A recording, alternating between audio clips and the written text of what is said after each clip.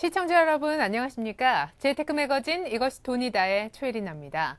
정부가 최근 20억 원 한도의 중소벤처 창업자금 지원 대상에 외식업을 포함시켰죠. 이로 인해서 외식업이 앞으로 기업화 또 대형화될 전망인데요. 고용 유발 효과가 높은 외식업이 기업화되면 고용 안정성에 기여할 뿐 아니라 프랜차이즈 시스템 등을 통해 음식 문화의 해외 수출도 가능해진다는 것이 전문가들의 견해입니다. 네, 그럼 이 밖에 창업 시장의 핫 이슈들 챙겨보죠. 뉴스로 출발합니다.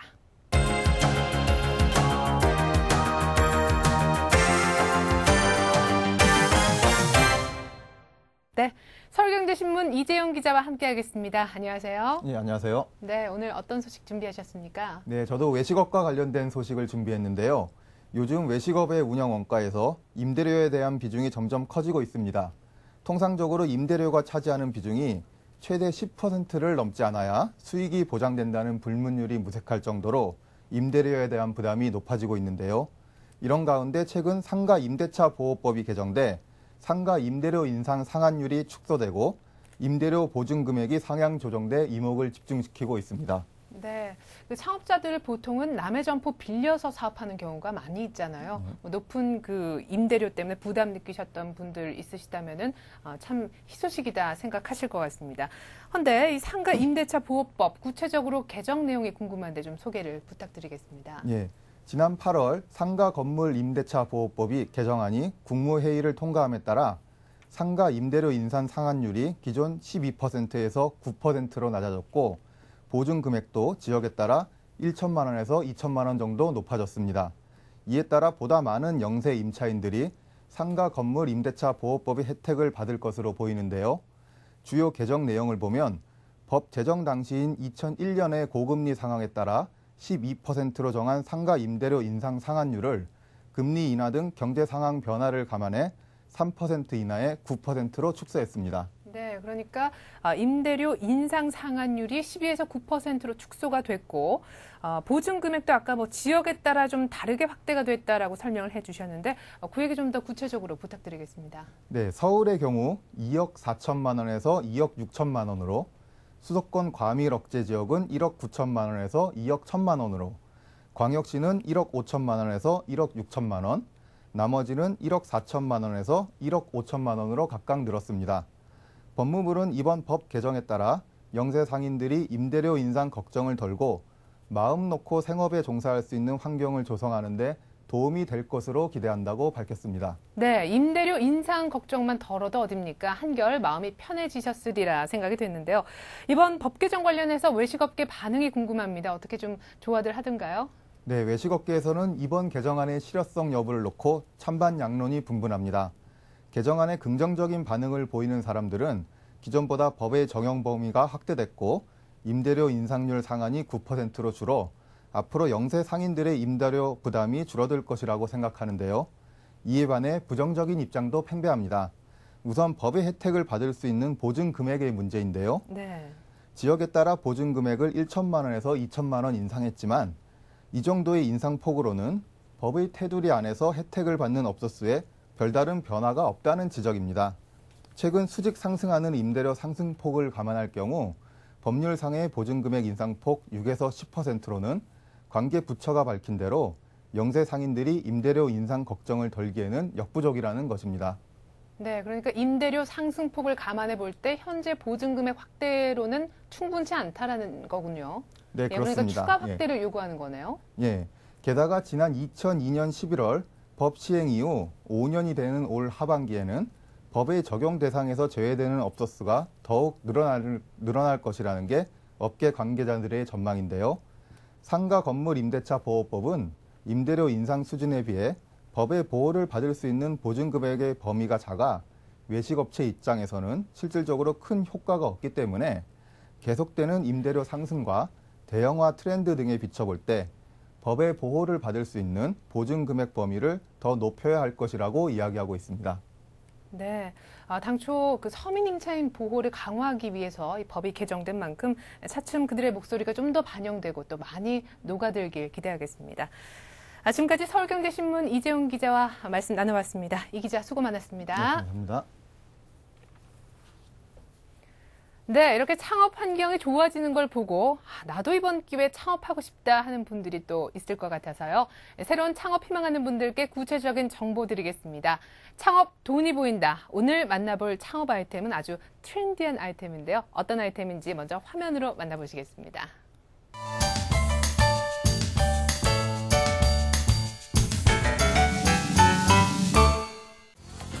사람들 입맛에 질리지 않는 매운맛. 그 매운맛을 이용해 맛과 멋을 동시에 느낄 수 있는 곳이 있습니다. 바로 새로운 창업 아이템으로 급부상하고 있는 크레이지 페퍼. 특히 전통 음식이 대표격인 떡이 새로운 변신을 해서 큰 인기를 모으고 있다는데요. 과연 그 인기 비결이 무엇인지 지금부터 공개합니다.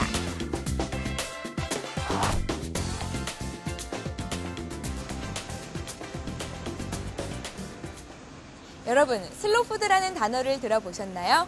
패스트푸드에 반대되는 개념으로 자연 속 그대로 깨끗하고 맛있는 이런 슬로푸드의 대표주자라고 할 수 있는 퓨전 떡찜이 요즘 새로운 창업 아이템으로 떠오르고 있다고 합니다. 웰빙 시대, 퓨전 시대가 대세인 요즘에 딱 맞아떨어지는 퓨전 떡찜. 그 인기 비결을 제가 오늘 제대로 맛보도록 하겠습니다. 함께 가시죠. 해물떡찜이라는 새로운 메뉴 개발로 창업에 성공한 크레이지 페퍼. 먼저 매장에 들어서니 현대적 감각에 톡톡 튀는 인테리어가 참 인상적이었는데요. 네, 저는 떡찜이라고 해서 좀 전통적인 분위기를 느낄 수 있지 않을까 했는데요. 네. 이게 웬일입니까? 저처럼 세련되고 현대적인 감각을 느낄 수 있는 곳이에요. 이곳의 네. 인테리어의 비결 어떤 것들이 있을까요? 주 고객층이 20, 30대 여성 고객입니다. 그러다 보니까 좀 매장 분위기를 아기자기하고 좀 세련되게 꾸며봤는데요. 저희 컨셉에 맞게끔 매운, 그래서 고추로 이렇게 음표를 만들어낸 그런 인테리어도 있고, 그리고 이제 작은 고추가 맵다라는 그런 글이 있는데, 그거를 갖다가 이제 여러 나라 글, 그래서 영어라든가 일본어, 중국어, 뭐 심지어는 아랍어까지 그렇게 이제 준비를 했습니다. 그렇다면 손님들은 왜 이곳을 즐겨 찾고 있을까요? 거의 일주일에 한 번씩은 오는 것 같아요. 매운 거를 지금 되게 많이 좋아하고요. 저는 기분 좀 우울할 때 많이 찾는 편이에요. 요즘에 뭐 꽃게도 철이고 이렇게 해산물들이 많이 나오잖아요. 그래서 해물떡찜으로 시켰어요. 이게 바로 손님들의 혼을 쏙 빼놓는다는 그 해물떡찜. 맵지만 먹을 수밖에 없는 그 맛. 주방에서 그 비법을 찾아봤는데요. 어떤 걸 만들기 위해서 오징어 다듬는 거예요? 네, 해물떡찜이나 스페셜 해물떡찜이라고 들어가는 메뉴인데요. 해물떡찜에는 각종 해물이 들어가는데 일단 새우랑 그리고 절단 꽃게 그리고 절단 오징어 그리고 쭈꾸미가 들어가고 있습니다. 저희 매장 같은 경우에는 불맛을 많이 내려고 노력을 하고 있거든요. 그래가지고 이제 다른 때보다는 불을 좀 많이 일으키고 하는 편이죠. 그렇습니다. 바로 이 불이 해물떡찜 그 맛의 비법이었습니다. 네, 이곳 크레이지 페퍼에 들어와 보니까요. 제가 생각했던 떡찜 외에도 다양한 메뉴들이 많이 있는 것 같은데요. 팀장님, 어떤 메뉴들이 있어요? 예, 저희 크레이지 페퍼에는 퓨전 해물 떡찜이 가장 대표적인 메뉴인데요.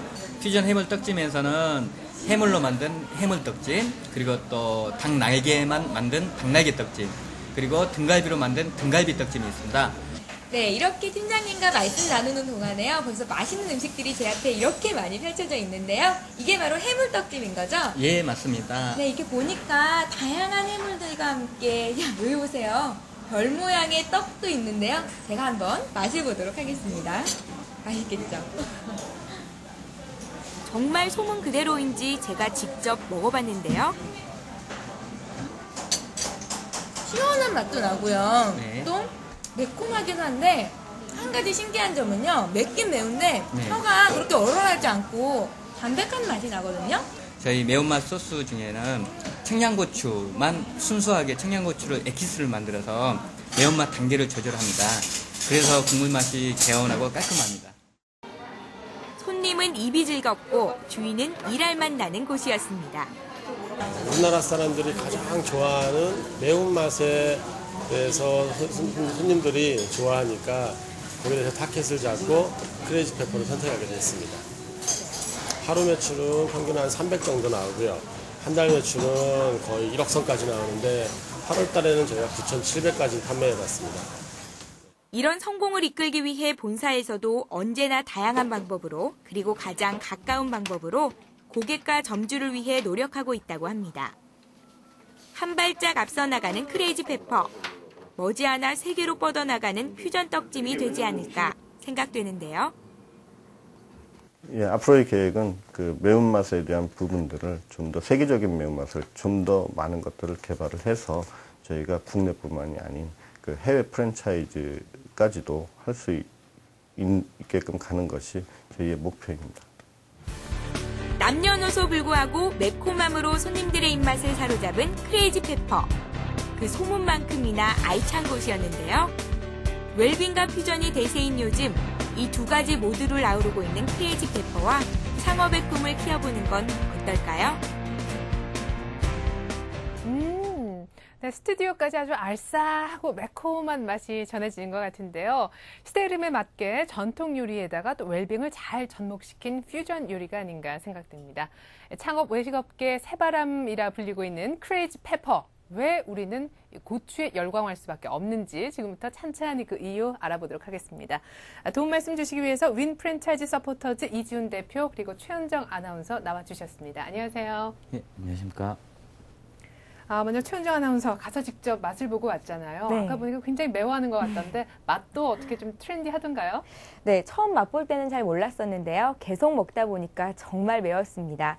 그런데도 불구하고요, 먹다 보니까 중독된 것처럼 계속 먹게 되더라고요. 사람들은 흔히 스트레스를 받을 때마다 매운맛을 찾는다고 하던데요. 저 정말 스트레스 많이 받는 날 다시 한번 찾고 싶은 그런 곳이었습니다. 그런데 이렇게 매운맛만 있는 것은 아닙니다. 소스를 매운 정도에 따라서 단계별로 선택해서 먹을 수 있기 때문에 매운 걸 잘 못 드시는 분들도 마음 푹 놓고 찾을 수 있을 것 같습니다. 그리고 또 무엇보다도 해물떡집에 가득하게 들어가 있는 신선한 해물들이 저는 참 인상 깊었습니다. 네, 그야말로 뭐 업그레이드된 떡볶이 명품화다 이렇게 얘기를 할 수가 있을 것 같은데 아까 화면 보니까 그 해물떡집 안에 그냥 통 낙지가 한 마리 턱하니 들어가 있더라고요. 네, 아이고. 낙지뿐만이 아니라 오징어에 새우에 아주 가득한 해물들이 군침을 돌게 하더라고요. 그렇군요. 그래요. 뭐 다양한 또 메뉴 아이템들이 눈에 띄는데요. 대표님, 크레이지 페퍼 어떤 회사입니까? 네, 크레이지 페퍼는 외식 프랜차이즈 전문 기업인 리치푸드가 운영하는 브랜드입니다. 리치푸드는 피시앤그릴, 집동가리 생주, 온도그릴 브랜드를 운영하고 있는 회사고요. 전국에 520여 개의 가맹점을 운영하고 있는 회사입니다. 그리고 현재 크레이지 페퍼는 20여 개의 매장이 운영 중이고요. 10월 말에 2개 가맹점들이 더 오픈 예정으로 기다리고 있습니다. 네, 근데 사실 요즘 뭐 불닭이니 아구찜이니 해서 매운맛을 공략하는 프랜차이즈가 많이 나왔지만 큰 성공은 사실 거두지 못한 걸로 알고 있거든요. 이런 상황에서 크레이지 페퍼는 어떻게 보면 큰 모험을 감행했다 해도 과언이 아닌데 대표님, 뭐 성공 노하우가 따로 있는 겁니까? 예, 일단 크레이지 페퍼의 메뉴를 살펴보면요. 첫째 대표 메뉴라고 할 수 있는 그 해물떡찜이 5가지로 구분이 되고요. 그리고 사이드 메뉴로 그 튀김, 샐러드, 그 밀크 슬러시가 이렇게 다양하게 구비가 되어 있습니다. 이런 것이 첫 번째 성공 요인이라고 할 수 있고요. 그리고 두 번째는 그 철저한 소비자 시장 조사를 통해서 메뉴 개발을 했습니다. 이래서 소비자의 기호에 맞게 다양한 메뉴를 구성한 것이 두 번째 성공 요인이라고 할 수가 있습니다. 네, 그리고 또 한 가지 인상 깊었던 것 중에 하나가 음식들을 테이크아웃 할 수 있다는 점이었는데요. 언제 어디서나 이 크레이지 페퍼의 맛을 고스란히 느낄 수 있다는 장점도 가지고 있었습니다. 네, 그러니까 좀 퇴근길에 그죠? 출출하다. 오늘은 떡볶이가 먹고 싶은데 떡찜 이럴 경우에는 테이크아웃 해가서 또 집에서 먹을 수 있는 그런 또 편리함이 있는 것이군요. 그래요. 평범함을 거부하는 밸류업 창업 트렌드의 선두주자죠. 크레이지 페퍼. 그렇다면 과연 창업 비용은 또 얼마나 드는지 확인을 하지 않을 수가 없습니다. 대표님. 예, 크레이지 페퍼의 경우 약 66제곱미터 이상의 점포가 있으신 게 좋고요. 66제곱미터 기준으로 약 5천여만 원의 그 창업 비용이 소요가 됩니다. 하지만 지금 현재 그 가맹비 및 교육비를 면제해주고 있기 때문에요. 약 4,200만 원 정도면 창업이 가능하실 수가 있습니다. 네, 그러니까 현재 교육비와 가맹비를 면제해주는 행사가 또 진행 중인 거로군요. 언젠가 창업을 하실 거라면 이번 기회에 놓치지 않는 것도 비용 절감에 큰 도움이 될 것 같습니다. 자, 하면 이 창업 비용 4천만 원 안에는 또 어떤 비용들이 포함돼서 이런 비용이 나온 것인지 궁금합니다. 어떤 비용이 포함되어 있습니까? 예, 창업 비용 4,200만 원 안에는 점포 임대비를 제외한 모든 비용이 포함되어 있고요. 근데 일부 프랜차이즈 본사에서 그 뭐 초도 물품이나 이런 비용들을 그 비용에 빼는 경우가 있습니다. 그런 네. 것들은 좀 창업자들이 주의하셔야 될 내용들입니다. 네. 다른 프랜차이즈에 비해서는 좀 비용이 저렴한 편인가요? 예, 좀 저렴한 편이고요. 그러니까 모든 비용을 창업 비용에 다 포함시켜 놨기 때문에 창업자들이 예측 가능한 그 비용을 확인할 수 있는 내용이 충분한 거죠. 네, 그러니까 뭐 추가로 따로 더 내는 것이 거의 없다는 말씀이시군요. 예, 알겠습니다. 그리고 아까 잠깐 보니까요, 그 빨간 인테리어가 아주 인상적이에요. 그 해물 떡찜이라는 아이템하고도 찰떡궁합이다 이런 생각을 했었는데 최현정 아나운서 보시기엔 어땠습니까? 분위기라든지 뭐. 네, 매장 톤 자체가 빨간색이 주를 이루고 있어서요. 매운맛을 고스란히 느낄 수가 있었는데요. 그리고 거기다가 산뜻한 크림색이 조화를 이루고 있어서 탁자와 의자에서는 부드러움을 느낄 수가 있었습니다. 초기에는 이 크림색이 아닌 겨자색으로 인테리어가 돼 있었는데 손님들의 반응이요. 피자집 같다라는 반응이 있어서 가지고 인테리어를 수정했다고 하시더라고요. 또 칠판을 이용해서 메뉴를 써놓은 것도 볼 수가 있었는데요. 인테리어에 변화를 주고 싶을 때마다 잘 활용할 수 있을 것 같은 생각이 들었습니다. 네, 그러니까 뭐 비단 메뉴 개발뿐만이 아니고요. 그 인테리어 하나하나에도 소비자들의 요구를 세심하게 반영하는 그런 모습들 볼 수가 있었는데 아마 그 본사 이런 노력이 가맹 점주들한테도 인기를 좀 끄는 요인이지 않을까 싶어요. 어떻게 보십니까? 네, 그렇습니다. 크레이지 페퍼는 무엇보다도 그 주점 프랜차이즈의 선도 기업인 그 리치푸드에서 PCN 그릴을 통해서 지금 성공한 브랜드입니다. 그렇기 때문에 그 노하우를 통해서 물류, 메뉴 개발, 교육, 마케팅 등 프랜차이즈 지원 시스템을 잘 구축해놨습니다. 그렇기 때문에 창업자들에게 큰 도움이 될 거고요. 또 두 번째로 그 매운맛 순수령이라는 것은 그 매운맛 소스에 MSG를 첨가하지 않았다는 것입니다. 때문에 그 소비자들의 발길이 잦아지고요. 그리고 창업자들에게도 큰 인기를 끌고 있는 요인이라고 할 수가 있습니다. 네, 전방위적인 지원 시스템까지 갖추고 있다는 거 설명을 들어봤는데요. 최현정 아나운서, 직접 매장 운영하는 점주님들의 반응은 또 어땠는지 궁금한데요. 네, 일단 표정으로 점장님들의 여유로움을 느낄 수가 있었는데요. 일단 식재료를 본사에서 꼼꼼히 관리하고 또 배송을 해주고요. 회사와 가맹점 간의 커뮤니케이션 또한 정확하고 빠르게 진행이 되고 있어서요. 창업 초보이신 분들에게도 적합하지 않을까 그런 생각이 들었습니다. 네, 하지만 아이템이 아무리 좋아도요. 묻지마 창업을 해서는 곤란할 텐데요. 크레이지 페퍼 창업하고 싶다 하는 분들한테 이 점만은 꼭 좀 유의해라 하는 거 있으면 대표님 좀 해주시죠. 좋은 아이템이라고 해서 무작정 뛰어드는 것은 불기둥 속에 뛰어드는 것과 똑같다고 생각이 되는데요. 네. 크레이지 페퍼 같은 경우에는 한때 불어닥쳤던 퓨전 요리 열풍의 후발주자입니다. 하지만 그 건강식인 떡과 다이어트에 효과가 좋은 그 매운맛 고추를 이용해서요. 웰빙 음식 문화에 성공한 케이스라고 할 수가 있습니다. 네. 때문에 이러한 아이템은 그 20, 30대 여성이 주 고객층입니다. 때문에 입지의 조건은 주로 대학가, 쇼핑몰 아니면 그 역세권 등의 유동인구가 많은 곳에 입점을 해야 되고요. 점포 크기는 66제곱미터 이상의 점포로 얻으시는 게 좋아요. 그 이하일 경우에는 약간의 무리수가 있고요. 그리고 경쟁 점포와의 경쟁이 치열해질 수 있기 때문에 규모의 경제로 가시는 것이 도움이 되실 겁니다. 네, 그러니까 어느 정도 그 적당한 규모의 또 입지도 잘 고려해서 주 고객층인 20, 30대 여성의 마음까지 사로잡는다면 충분히 승산 있는 아이템이다. 이렇게 말씀을 해주신 거네요. 자, 그리고 아까 화면에서도 잠깐 언급이 되긴 했었는데 가장 중요한 거죠. 한 달 매출 얼마나 되는지 궁금합니다. 최현정 아나운서? 네. 이 크레이지 페퍼의 경우에는 저녁 6시 이후가 가장 바쁜 시간대라고 들었는데요. 하루 매출이 평일에는 250만 원 정도, 주말에는 400만 원 정도라고 합니다. 네, 그렇군요. 하루 평균 매출이 300만 원, 뭐 충실하게 운영만 잘 해나간다고 하면 정말 대박 사장님 이런 소리까지 들을 수 있을 것 같은데요.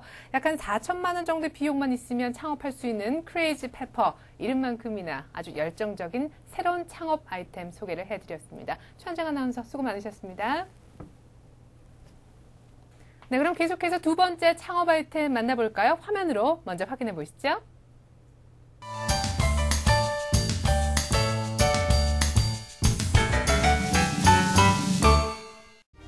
한국인 외식 문화의 핵, 바로 냉면과 갈비를 손꼽을 수 있는데요. 이 두 음식을 통해 다양한 소비층을 확보하고 있는 화평동 왕냉면. 창업 아이템으로 꾸준한 사랑을 받고 있는 그 성공 스토리를 지금부터 공개합니다.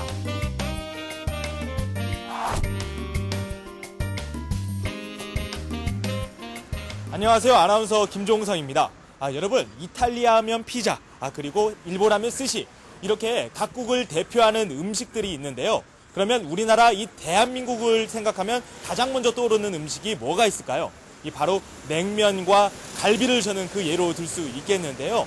이 갈비와 냉면을 국제화하기 위해서 프랜차이즈 사업을 펼치고 있는 기업이 있다고 해서 제가 이렇게 나와봤습니다. 이 시원한 냉면과 그리고 맛있는 갈비가 있는 그 현장으로 여러분을 안내하겠습니다. 맛이 있는 음식과 푸근한 인심으로 매일 문전성시를 이루고 있는 화평동 왕냉면. 푸짐한 양에 한번 놀라고 일반 고깃집과는 다른 깔끔한 실내에 또 한번 놀랐는데요. 네, 정말 실내에 들어와 보니까요, 정말 아늑하고 편안한 분위기인데요. 근데 어떤 메뉴를 준비하고 계시나요? 저희 화평동 왕냉면에서는 크게 두 가지가 있는데요. 그 구이류하고 식사류가 있습니다. 구이류에서는 이제 황제갈비, 그다음에 창양념구이라고 있고요. 그다음에 식사류에는 이제 저희 화평동 왕냉면이다 보니까 냉면류, 그다음에 갈비탕, 육개장 이렇게 여러 가지 다양한 메뉴를 구성하고 있습니다. 네, 팀장님, 지금 손님들께서 냉면을 정말 맛있게 드시고 계시는데요. 보통 냉면 그릇보다 상당히 큰 그릇 같은데 어떻게 된 건가요? 네, 저희 화평동 왕냉면은 우선 마음을 담는 그 큰 그릇이라는 그 로고를 가지고 동네 아주머니들, 아저씨들 이런 분들한테 우선 양으로 푸짐함을 이렇게 선사하기 위해서 저희가 큰 컨셉을 좀 만들어냈습니다. 천연 양념으로 양념된 두툼한 황제갈비와 영하 15도에서 만든 쫄깃한 냉면까지 남녀 불문하고 많은 사랑을 받고 있었습니다. 정말 맛있게 드시더라고요. 고기 맛은 육즙이 아주 많아서 되게 촉촉하고 맛있고요. 그리고 특히 냉면이랑 같이 먹으면 진짜 환상이에요. 다 맛있어요. 제가 제일 좋아하는 게 벌써 다 먹었죠. 가오리 해무침도 좋아하고 여기 양파도 좋아하고 사라도 좋아하고 다 좋아합니다. 그래가지고 제가 애기랑도 오는데 애기가 다 잘 먹어요. 이런 맛의 비밀은 바로 주방. 메인 요리는 물론 반찬 역시 푸짐하게 준비되어 있었는데요. 소말이 있고요, 콘샐러드 있고, 홍어무침 있고, 김치 있고요, 야채 샐러드 있고요, 동치미 있고요. 언제나 준비된 재료는 깨끗하고 정성스럽게 그리고 푸짐하게 만들어지고 있었습니다. 특히 이 집의 백미라 할 수 있는 냉면 역시 육수에서 면까지 정성스럽게 만들어지고 있었는데요. 제가 가만히 있을 수 있겠습니까? 그래서 먼저 갈비를 먹어봤는데요. 고기에서 숯향도 나고요. 끝맛이 상당히 담백한데요. 이 비법이 있나요? 네, 저희 황제갈비는 우선 양념을 천연 재료로 만들었기 때문에 끝맛이 상당히 부드럽습니다. 그다음에 이제 작업을 다 수작업으로 해서 하기 때문에 그 맛있는 부분들을 되게 오래 지속할 수 있는 그런 장점을 가지고 있고요. 그다음에 이제 뼈나 고기의 양이 8cm 정도 큰 고기이기 때문에 씹히는 맛 이런 것들이 상당히 그 좋은 장점으로 부각되고 있습니다. 네, 직화구이다 보니까 갈비가 상당히 맛있는데요.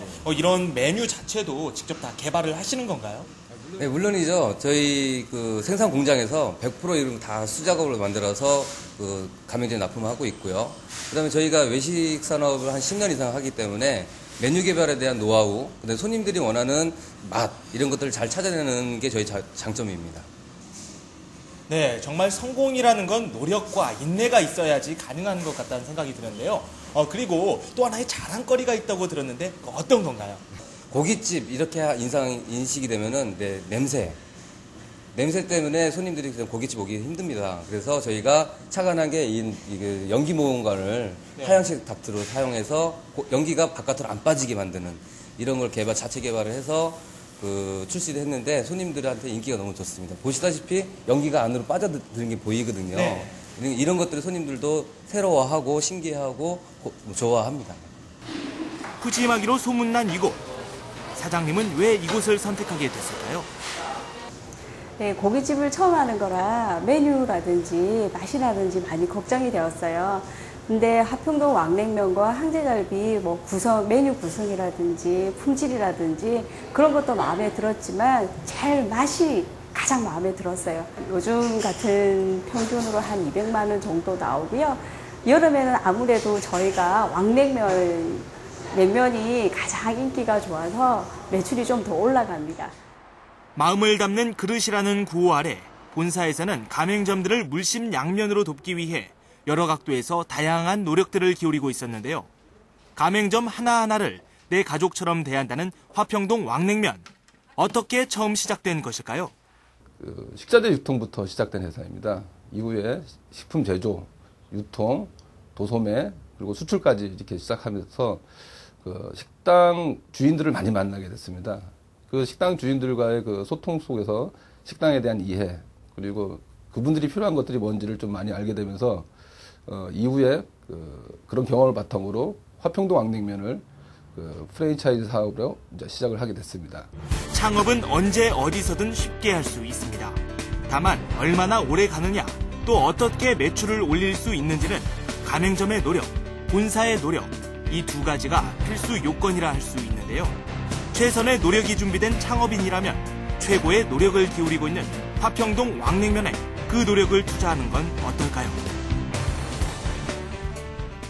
네. 이번 아이템은 화평동 왕냉면입니다. 흔히 냉면이라 그러면은요, 여름에나 먹는 음식이지 뭐, 라고 생각하는 분들 많으실 것 같은데, 최근 들어선 계절에 상관없이 즐길 수 있는 외식거리로 떠오르고 있습니다.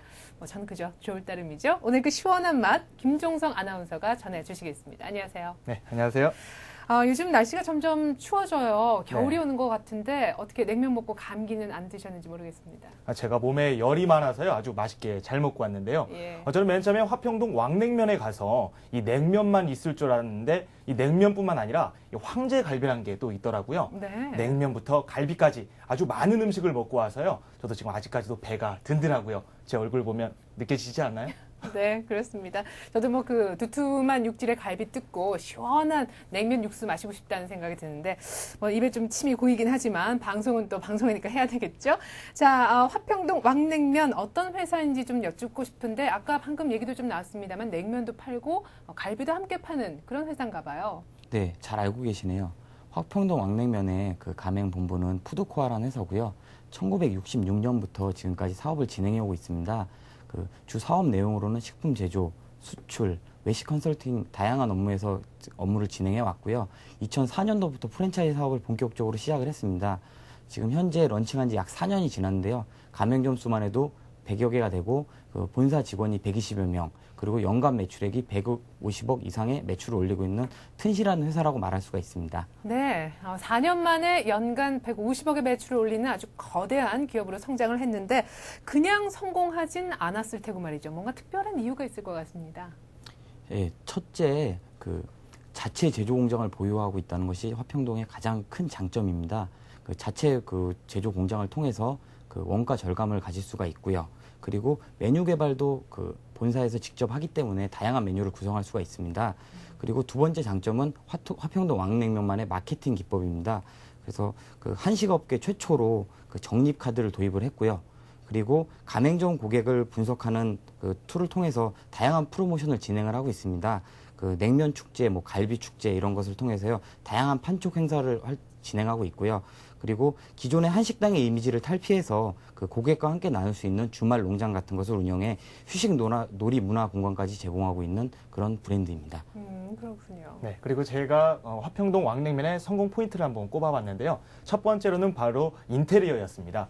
인테리어가 꼭 수락관 같고 그리고 우리 집 같다라는 느낌이 상당히 많이 들었는데요. 그런 분위기 속에서 손님들께서 아주 음식을 맛있게 드시는 모습을 보면서 아, 이래서 성공하구나 이런 생각이 들었고요. 그리고 두 번째로는 바로 직원들의 친절한 서비스 정신이었습니다. 본래 그 식당에 가면 반찬이 다 떨어졌을 경우에는 뭐 이모님 반찬 주세요 뭐 이렇게 해서 반찬을 채워 먹곤 했는데요. 이곳 화평동 왕냉면에서는 그러한 모습을 찾아볼 수가 없었습니다. 바로 손님의 식탁에서 반찬이 떨어지기가 무섭게 직원들이 직접 찾아오셔서 이렇게 반찬을 주는 모습이 상당히 훈훈하다 이런 생각이 들었습니다. 네, 반찬이 자동으로 리필되는 그 순간 또 손님들은 내가 정말 대접받고 있구나 이런 느낌을 얻을 수 있는 것이겠죠.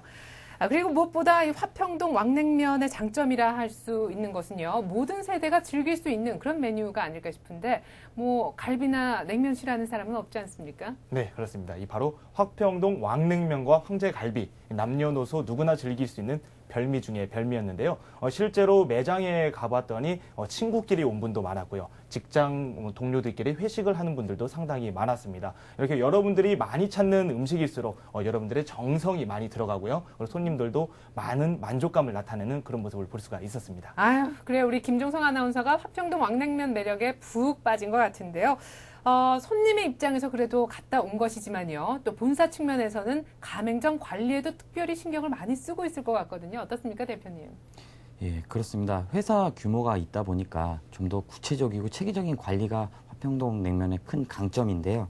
그 100% 직영 생산, 그리고 1일 배송 체계, 그리고 물류 클레임 서비스까지 제공하고 있어 가맹점 사업자들에게 큰 만족을 얻고 있습니다.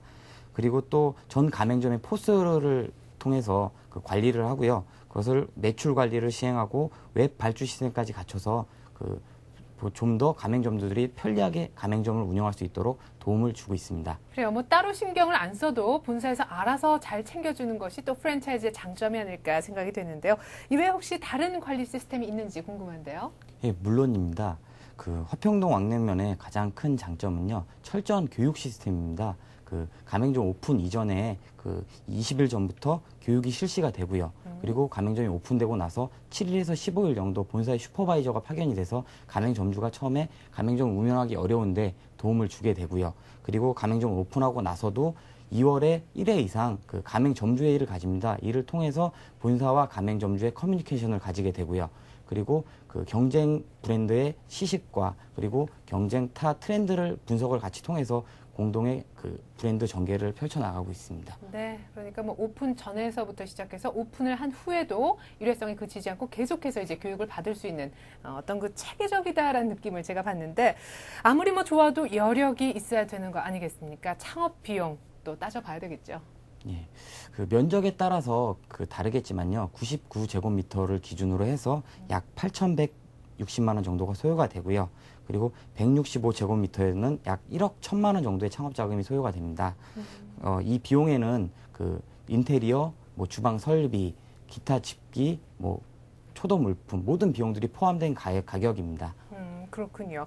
자, 이렇게 좀 여러 가지 추가 비용도 지불하지 않아도 되는 그런 창업인데, 점주님들의 반응 또한 궁금해요. 김종성 아나운서 직접 만나보셨잖아요. 만족하시던가요? 네, 물론입니다. 원래 일이라는 게 돈을 많이 벌어야 더 일할 맛이 나지 않겠습니까? 네. 이곳 화평동 왕냉면에서는요, 그 겨울이 되면서 이제 냉면 매출이 줄지 않을까 이렇게 걱정하는 분들이 상당히 많을 텐데요. 이 황제 갈비가 입소문을 타고 매출이 점차 늘어나면서 매출도 점차 신장이 되고 있다고 이렇게 이야기를 들었습니다. 실제로 공정거래위원회 자료에 따르면요, 정보 공개서를 제가 봤거든요. 월 1억 원 이상의 매출을 올리는 매장도 있었고요. 전체적으로 봤을 때는 월 4,200만 원 정도의 매출을 올리는 것으로 그렇게 나타났습니다. 네, 뭐 상당하군요. 믿을 수 있는 식자재 공급과 본사의 어떤 든든한 지원, 고스란히 매출로 이어지고 있는 모습인데요. 마지막으로 어떤 분들한테 이 화평동 왕냉면을 창업 아이템으로 권하고 싶으신지 대표님께 좀 여쭤보도록 하겠습니다. 대표님. 프랜차이즈에서 가맹점이 성공하는 것은 그 가맹점주가 80%, 본사가 20%의 노력이 있어야 된다고 얘기를 합니다. 그 때문에 그 본사가 아무리 좋은 시스템을 가지고 있어도 그 가맹점주의 노력이 없다면 그건 성공하기 힘들고요. 지금 화평동 왕냉면 같은 경우는 본사가 20%의 노력을 다 보여주고 있다고 해도 과언이 아니고요. 그 화평동 왕냉면 같은 경우는 그 창업의 의지와 그리고 스스로 노력할 준비가 되신 분이라면 분명히 창업을 하셔도 승산이 있다고 보여집니다. 네. 노력은 성공의 어머니라 그랬죠. 노력한 만큼 얻을 수 있는 아주 확실하고 안정된 아이템이 아닌가 생각되네요. 김종성 아나운서 수고 많으셨습니다. 잘 들었습니다. 눈물 젖은 빵을 먹어보지 못한 사람은 인생을 논하지 말라는 말이 있죠. 갖은 어려움을 딛고 사업에 재기해서 지금은 어엿한 CEO가 되신 분이 있는데요. 하지만 어려운 시절 그 기억을 늘 잊지 않고 사신다고 그러네요. 성공 CEO, 오늘의 주인공 공개합니다.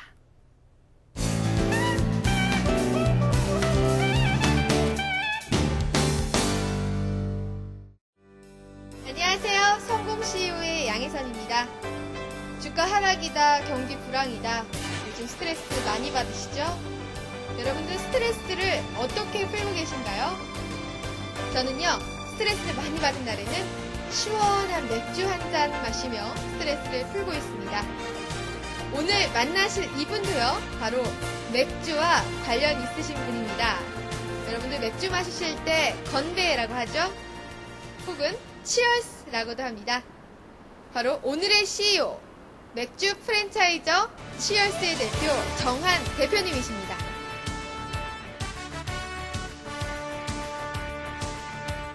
먼저 치얼스 치어스랑 어떤 맥주 프랜차이즈인지 소개 좀 부탁드릴게요. 예, 저희 치어스는 2001년도에 오픈을 했고 현재 2008년도 현재까지 110여 개의 가맹점을 운영 중에 있는 생맥주 프랜차이저입니다. 요즘 난립하는 프랜차이저들을 보면은 어떤 기획을 해가지고 기획형 프랜차이저를 만들어서 어떤 창업자들을 현혹시키는 어떤 이런 것들이 많은데, 저는 사실 2001년도서부터 제가 직접 매장을 운영을 했고, 매장을 운영하면서 구전에 의해서 가맹점이 나오기 시작했고, 그러다가 2006년 말서부터 조금 브랜드 인지도 형성을 해야겠다라고 생각을 하고 좀 홍보 마케팅을 해서 현재 한 110여 개가 전국에 있고요. 2006년도에는 저희가 중국 연길에 5성급 호텔 1층에 저희 치어스를 오픈시켰습니다. 그래서 해외 시장도 요즘 도전을 하고 있습니다. 저희 치어스의 장점이라고 하면은 맥주를 취급하는 맥주 전문점을 지향하는 어떤 그 프랜차이저지만은 레스토랑의 어떤 그 품질의 음식과 어떤 호프를 결합해서 레스폰 문화를 만들어서 요즘 선도해 나가고 있습니다. 이런 성공의 비결이 있었군요. 예. 저희가 이렇게 또 특별히 찾아온 이유가 있습니다. 예. 대표님이 이렇게 성공하기 전까지 예. 굉장히 그 힘든 시절이 있으셨다고 들었어요. 제가 90년도 초중반에 미국에서 유학 생활을 하고 한국에 돌아와가지고 그때 당시에 상당히 인테리어 사업이 호황이었습니다. 그래서 제가 미국에서 전공한 것도 인테리어였었고, 그래서 와서 인테리어 사업을 하다 보니까는 많은 돈을 벌게 됐습니다. 근데 20대 그 후반에 많은 돈을 벌다 보니까는 어린 나이에 방탕한 생활을 그때 당시에 상당히 많이 했습니다. 이러다 보니까 사실 그때 당시에 몰랐지만은 IMF 위기가 다가옴으로써 정말 재정 관리라는 게 얼마만큼 중요한지에 대해서 알 수 있었죠. 그래서 제가 그때 당시에 좀 어려운 경험을 했던 게 지금 이렇게 많은 분들이 말씀하시는 게 아닐까 생각합니다. 좀 창피하지만은 일단은 열심히 살았습니다, 지금까지.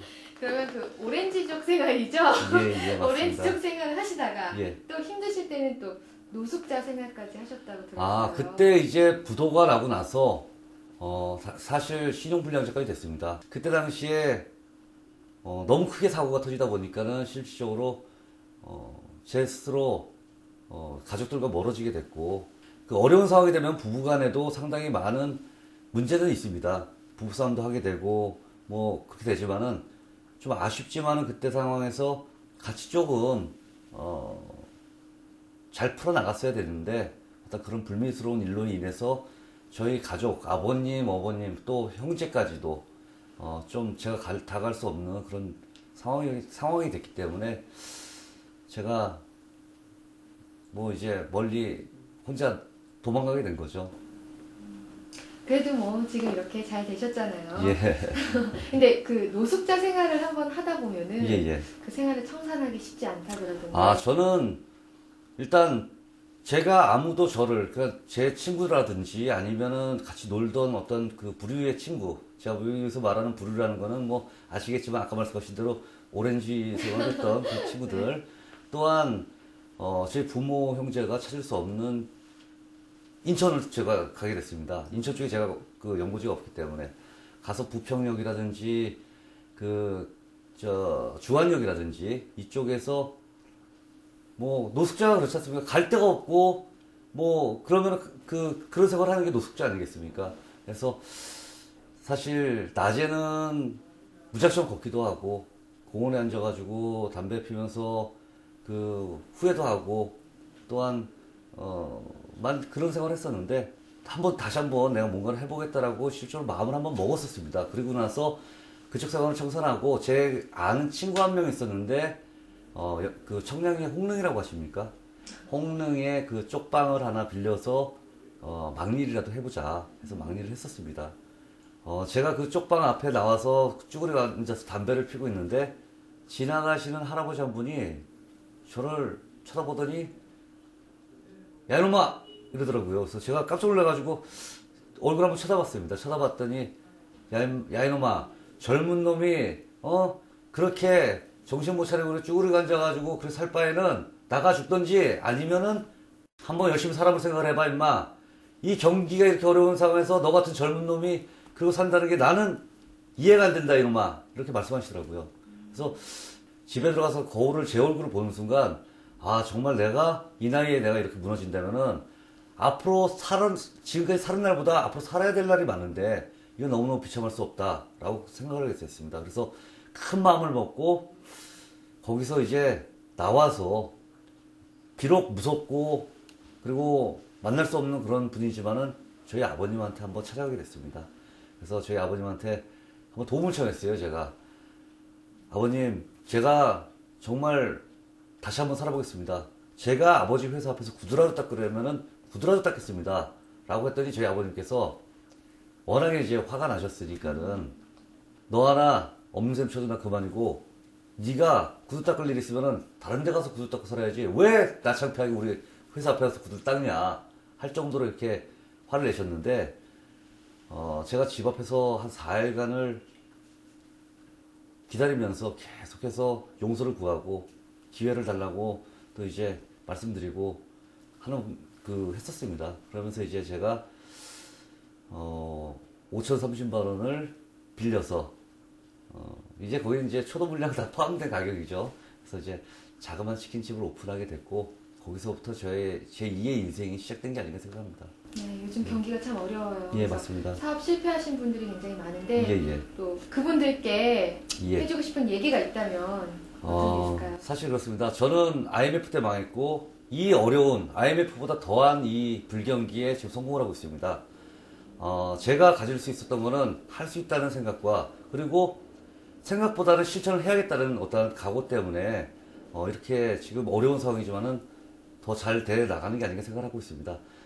지금 많은 어려운 분들이 비록 힘들지만은 단순하게 지금 모든 게 어렵다라는 생각보다는 내가 이 어려울 때 무엇인가 해야겠다는 생각을 갖고 행동을 실천한다면은 분명히 개개인의 발전은 물론 지금 이 어려운 경기도 쉽게 극복해 나갈 수 있지 않을까 생각합니다. 네. 요즘 같은 불황에도 예. 치얼스가 유독 잘 돼요. 예. 정말 많은 맥주 프랜차이점이 있음에도 불구하고 잘 되는데요. 예. 특별한 비결이 있을까요? 예, 특별한 비결이 있습니다.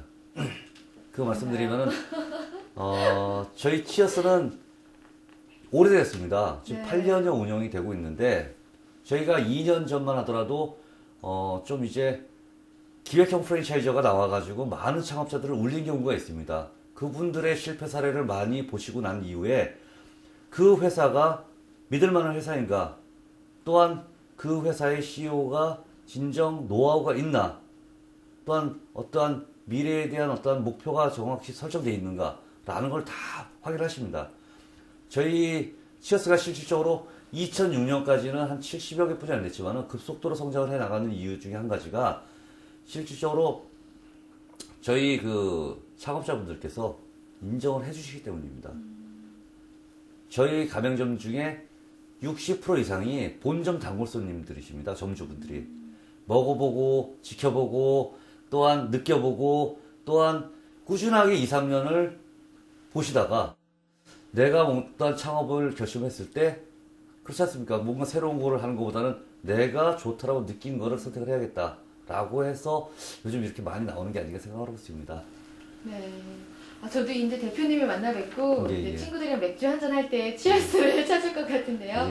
앞으로 이제 치얼스 어떻게 또 운영하실 건지가 포부와 계획 좀 말씀해 주세요. 저희 치어스는 실질적으로 저희가 초창기 때서부터 항상 마음을 먹었던 거는 단기적인 어떠한 수익을 창출해서 돈을 벌어야겠다라는 것보다는 중장기적인 사업 계획을 가지고 고객들께 꾸준하게 사랑받는 브랜드를 만들어야겠다고 생각을 했습니다. 그래서 저희가 힘들었지만은 체인점이 한 20개였을 때서부터 물류 사업을 진행을 했었고, 또한 식품 제조업도 사실 관심 있어서 진행을 하고 있습니다. 그래서 저희 치어스의 목표는 고객들께 정말 잊혀지지 않는 어떤 오래 갈 수 있는 일단 브랜드로 만드는 게 저희 목표고요. 그리고 오래만 가면 뭐합니까? 사랑을 받아야지. 그래서 저희가 항상 사랑받을 수 있는 브랜드로 만들기 위해서 물류사업 및 여러 사업체를 또 활성화 시켜가지고 어떤 여러 가지 수익 창출을 해 나가야 되는 게 아닌가 생각하고 있습니다. 그 옛날 화려했던 그 오렌지 시절부터 또 그 인생에 약간 힘들었던 그 노숙자 생활부터 또 치킨집에서 지금의 치얼스까지 성공하기까지 정말 요즘 불황이 어렵고 사업에 실패하신 많은 분들께 희망의 메시지가 될 것 같아요. 국내뿐만 아니라 세계적으로 정말 성장하는 치얼스가 되기를 바라겠습니다. 저도 오늘 정말 많은 걸 배우고 갑니다. 인생의 교훈 많이 얻었습니다. 감사합니다. 감사합니다. 네, 맥주 체인점 치어스의 정한 대표님. 노숙자 시절 성공해야겠다고 다짐했던 마음이 지금의 자리에 있게 한 근원적인 힘이 아니었나 싶은데요. 아무리 힘들어도 용기를 잃지 않는 게 중요한 것 같습니다. 경제 불황이다 뭐다 해서 여기저기 힘들다는 목소리가 많이들 나오고 있지만 모두 용기 잃지 마셨으면 좋겠습니다. 파이팅이에요. 자, 다음은 창업에 관한 궁금증 속 시원하게 풀어드리는 시간입니다. 창업 Q&A 시작합니다.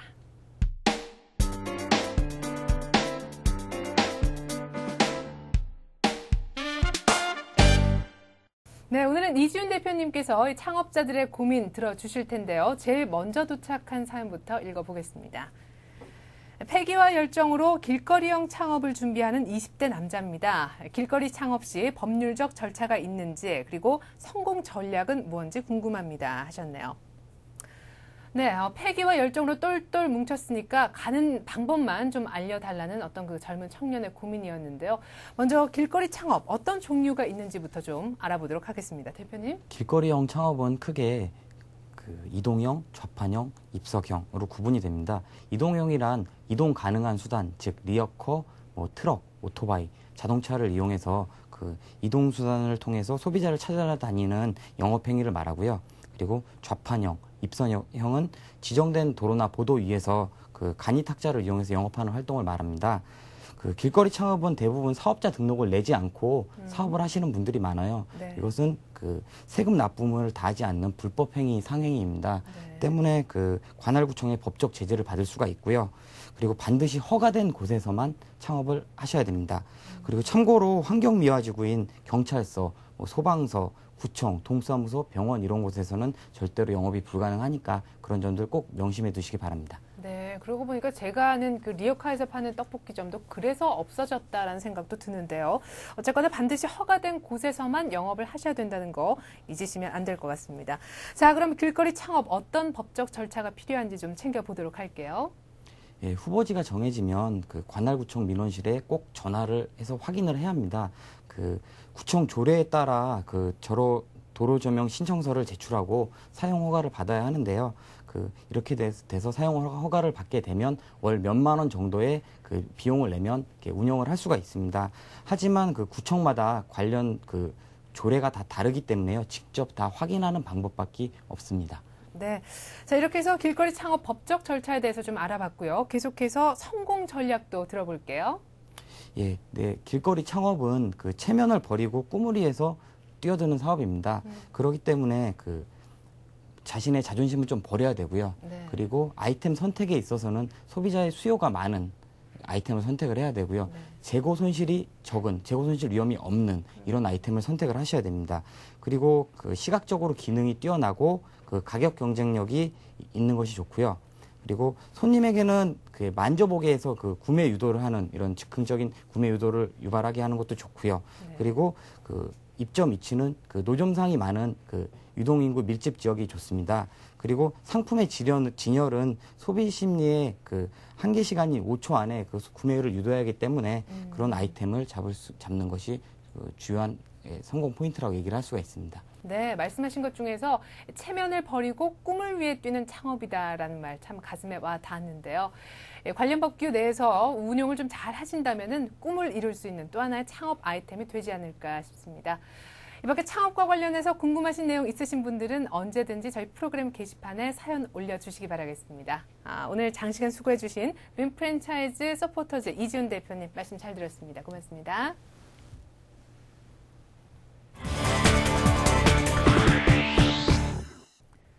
예비 창업자들을 교육하는 한 인터넷 창업 사이트에서는 시험을 통해서 사장 면허 자격증이란 걸 발부한다고 합니다. 이제 사장님도 면허증이 필요한 시대, 그만큼 우리 사회보다 전문적인 지식과 또 자질을 갖춘 사장님이 요구된다는 얘기일 텐데요. 보다 많은 사람이 성공 CEO가 되는 그날까지 재테크 매거진 이것이 돈이다는 계속됩니다. 오늘 준비한 내용은 여기까지고요. 저는 다음 이 시간에 다시 인사드리겠습니다. 고맙습니다.